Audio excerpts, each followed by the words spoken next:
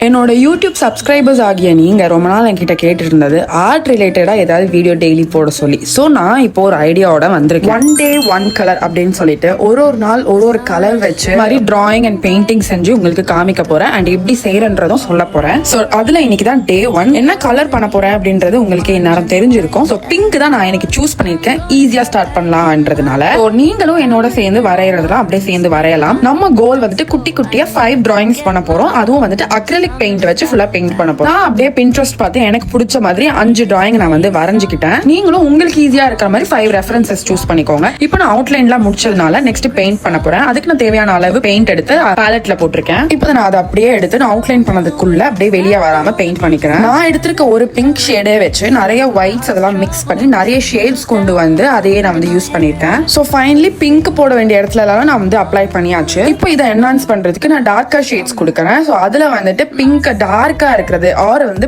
அந்த கலர் இல்லைன்னா அதுல லைட்டா ரெட் ஆட் பண்ணீங்கன்னா உங்களுக்கு கொஞ்சம் டார்க் ஷேட் ஆஃப் பிங்க் கிடைக்கும். ஸோ இதான் நான் இன்னைக்கு பண்ணது. நெக்ஸ்ட் என்ன கலர் பண்ணணும்ன்றதை கமெண்ட் பண்ணுங்க. ஓகே, பாய்.